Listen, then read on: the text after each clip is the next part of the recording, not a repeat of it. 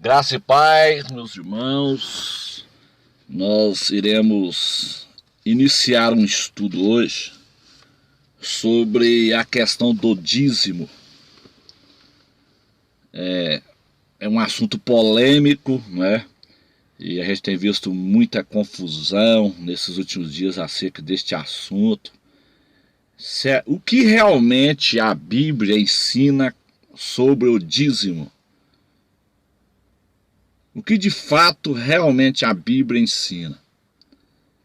Nós temos visto que muitos pastores hoje, do chamado sistema evangélico das grandes denominações, eles usam o dízimo hoje como um cavalo de batalha contra aqueles que não dizima, e eles dizem que quem não dizima é ladrão, e ladrão não irá para o céu. Então, muitas pessoas hoje, eu conheço pessoas que estão entregando o dízimo na igreja simplesmente por medo de ir para o inferno. As pessoas entregam o dízimo porque o pastor ensina que quem não dá o dízimo vai para o inferno. Então, muita gente está entregando o dízimo na igreja de medo de ir para o inferno. Mas o que realmente a Bíblia ensina sobre o dízimo? O dízimo é bíblico, o dízimo ele é obrigatório no tempo da graça. Nós estamos vivendo no tempo da graça, a era da igreja. E nós sabemos que a lei, ela durou até a morte de Jesus. Depois que Jesus morreu ali, então iniciou a era da graça, né? Quando isso é provado biblicamente, que quando Jesus ele curou aquele leproso, ele disse para aquele leproso: vai-te e apresenta-te ao sacerdote e oferece a oferta que Moisés determinou. Então ali ainda estava sob a lei. O ministério de Jesus ainda estava sob a lei. Era a época da lei. Por isso que Jesus ele censura os escribas e fariseus ali no Mateus 23, quando ele diz assim: você dizima do hortelã, do cominho e do endro, e deixa de praticar o mais importante da lei, que é o amor.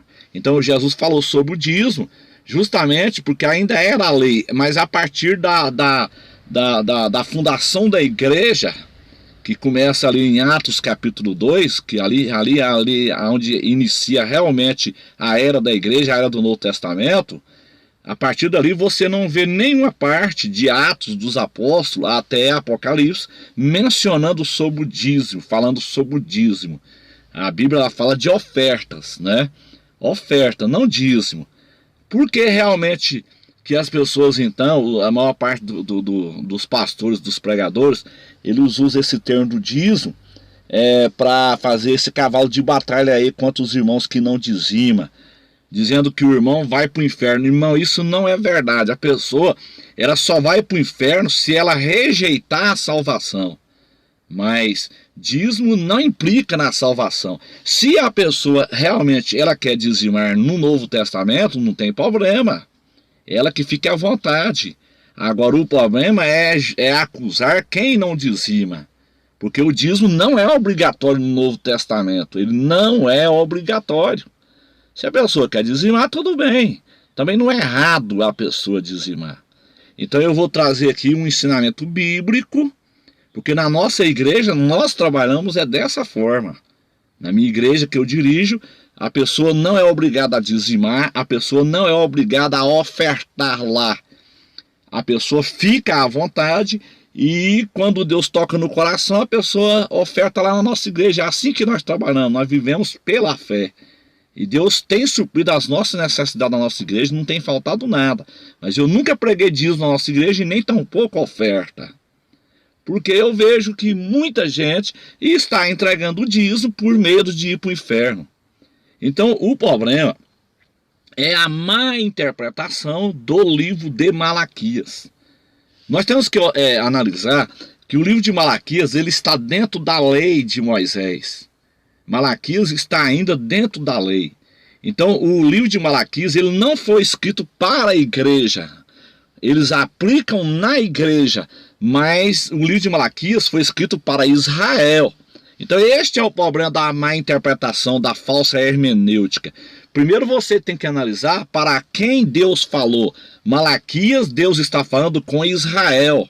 Então você tem que analisar nas escrituras o que está sendo escrito para Israel e o que está sendo escrito para a igreja. Então primeiro você tem que observar lá bem no início do livro, olha, peso da palavra do Senhor contra Israel por intermédio de Malaquias. Então está falando com quem? Malaquias está falando com Israel, não tem nada a ver com a igreja. O dízimo, ele foi instituído no Antigo Testamento.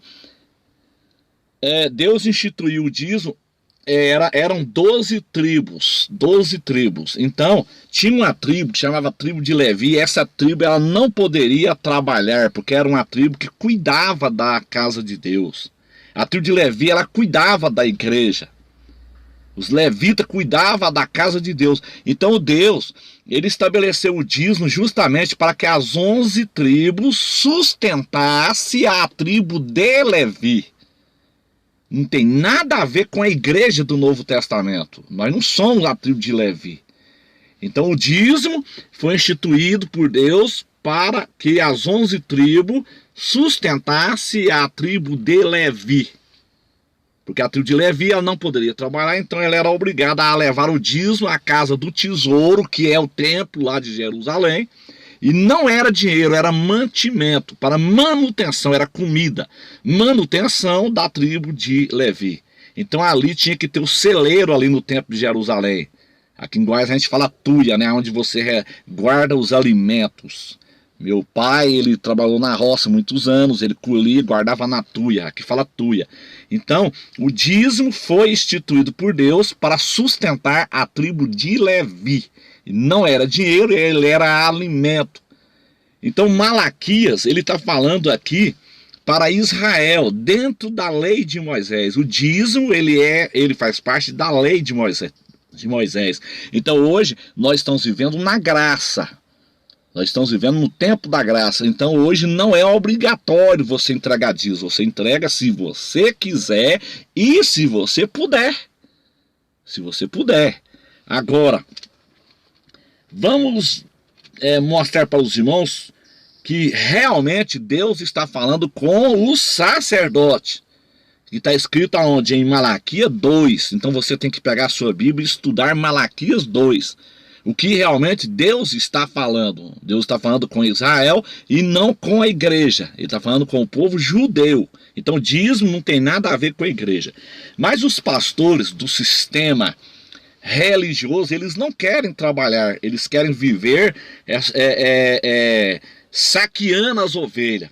Existem pastores aí que dormem até meio-dia, como do bom e do melhor na melhor churrascaria da sua cidade, e ovelhas passando fome dentro da igreja. Eles querem sugar a igreja. Então eles usam esse texto de Malaquias para sugar os irmãos, para sugar aqueles que não têm conhecimento. Eles usam o texto para enganar pessoas neófitas no conhecimento, pessoas que não lê Bíblia. O problema das pessoas é que elas não estudam a palavra. E Oséias 4:6 fala: o meu povo se perde por falta de conhecimento. Então o principal cavalo de batalha que eles usam é o texto de Malaquias capítulo 3, versículo 10. Vou ler aqui a partir do versículo 7 aqui para vocês, meus irmãos. Desde os dias de vossos pais, vós desviaste dos meus estatutos e não os guardaste. Para quem que Deus está falando isso aqui? Está falando para Israel. Ele não está falando para a igreja. Ele está falando para Israel. As 11 tribos que roubavam o dízimo, que não entregavam o dízimo para a tribo de Levi. Você vai ver isso lá em Hebreus capítulo 7. Novo Testamento vai falar sobre isso, né? Que quem realmente pegava dízimo era a tribo de Levi. Não tem nada a ver com a igreja, até porque nós não somos a tribo de Levi. Então as pessoas precisam de estudar as escrituras e não cair em ondas desses cães gulosos que não querem trabalhar. E usa esse argumento, eles usam esse argumento. Mas se não entregar o dízimo, como é que a igreja vai sobreviver? A igreja, ela sobrevive de ofertas alçadas. daquilo que Deus colocar no coração dos irmãos. Ah, mas o sustento do pastor tem que trabalhar, meu irmão.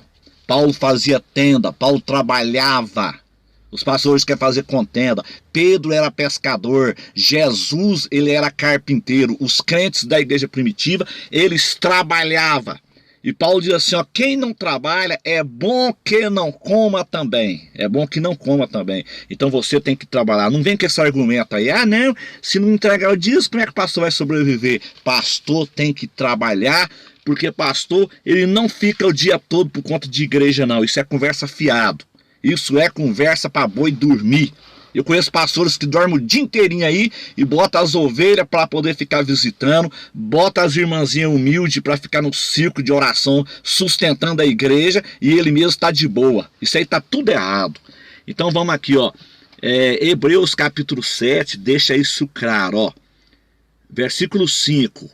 E os que dentre os filhos de Levi recebem o sacerdócio, têm ordem segundo a lei de tomar o dízimo. Segundo a lei, eles têm ordem segundo a lei de tomar o dízimo do povo, isto é, de seus irmãos ainda que tenham saído dos lombos de Abraão, tá vendo? E os que dentre os filhos de Levi. Então o dízimo é para a tribo de Levi segundo a lei. Nós não estamos mais na lei, nós estamos na graça. Então dízimo hoje no Novo Testamento não é obrigatório e você não vai para o inferno se você não der dízimo, meu irmão. Quem está ensinando isso aí está ensinando errado, pode refutar, pode contestar. Se você está entregando o dízimo de medo de ir para o inferno, largue de entregar, porque isso aí não adianta. Não adianta. Isso aí você está entregando o dízimo sob pressão desses pastores. Dízimo no Novo Testamento não é obrigatório. Se você quiser entregar como oferta, tudo bem, mas não entregue como dízimo também, porque nós não estamos na lei, nós estamos no tempo da graça. Então vamos voltar aqui para Malaquias. Então Deus está falando com quem? Israel. Malaquias está falando com Israel. Eu vou parar aqui o áudio, senão fica muito grande, né? E eu vou continuar no outro áudio.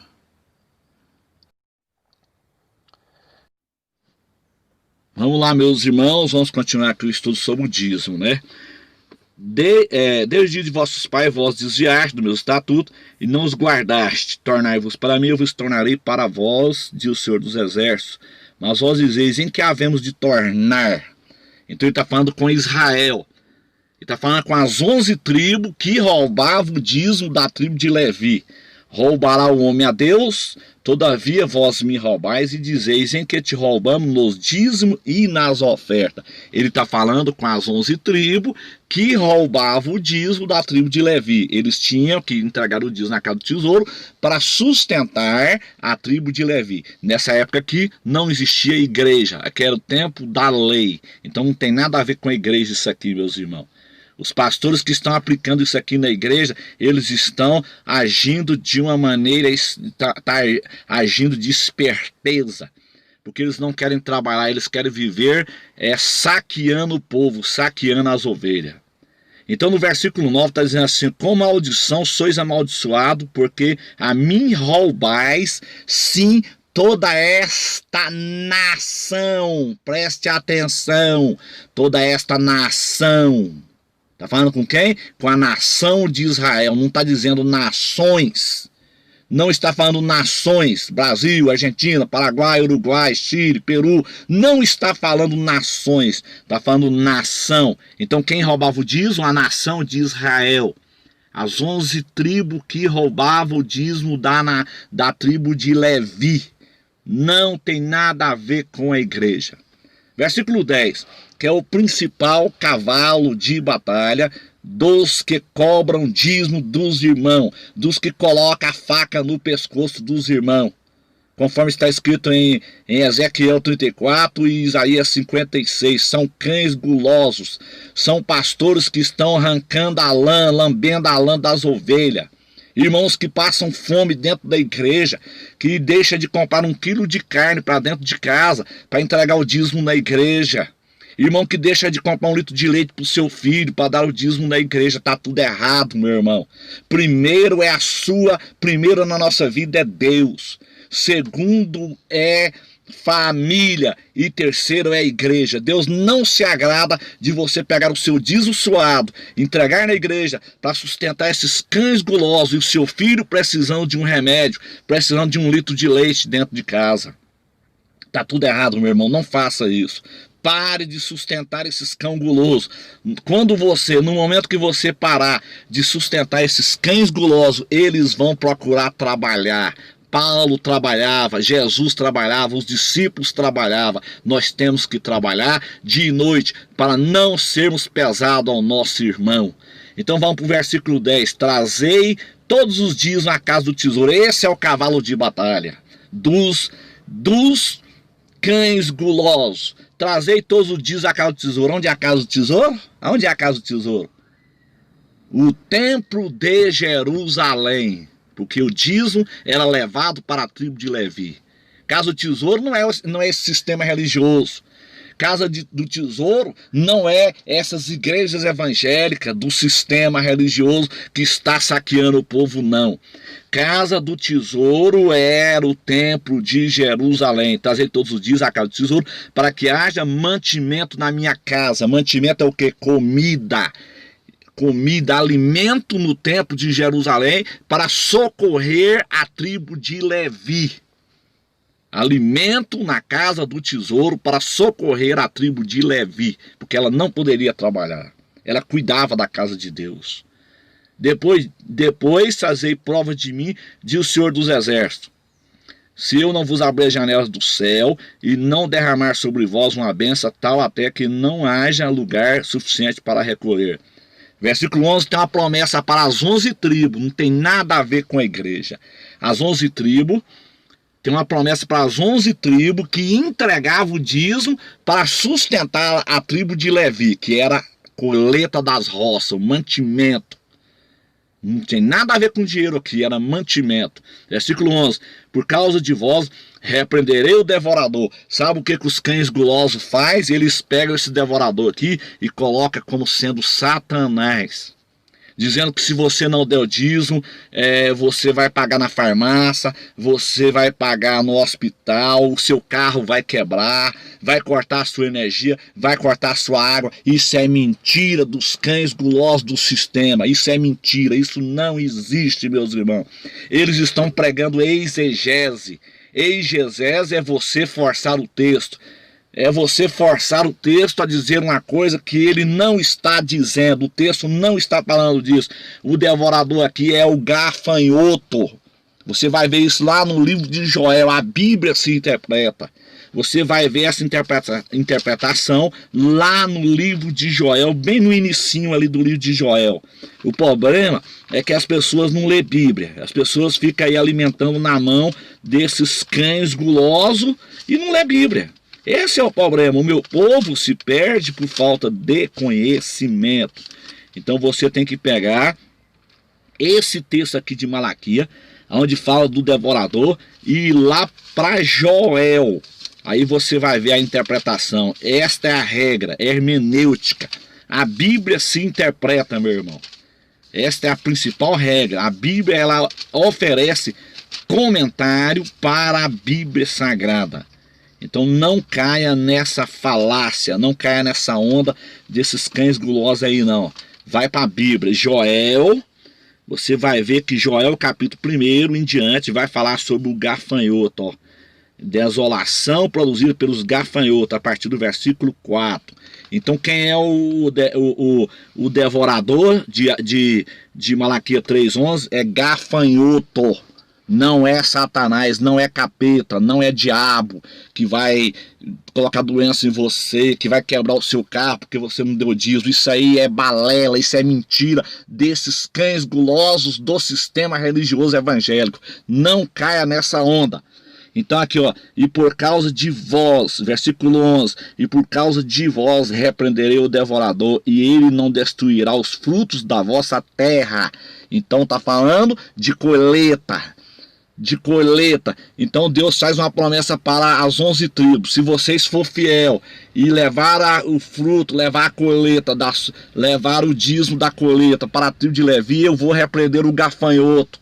Eu vou repreender o devorador. O devorador é o gafanhoto que comia a roça dos judeus no momento que eles deixavam de entregar o dízimo para a tribo de Levi. Não tem nada a ver com a igreja.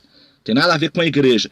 Então, e por causa de vós, repreenderei o devorador, e ele não destruirá os frutos da vossa terra, e a vossa vide. Aqui está muito claro o que é vide: plantação de uva. Plantação de uva. E a vossa vide no campo não será estéril, diz o Senhor dos Exércitos. Então aqui está falando com a nação de Israel, meus irmãos.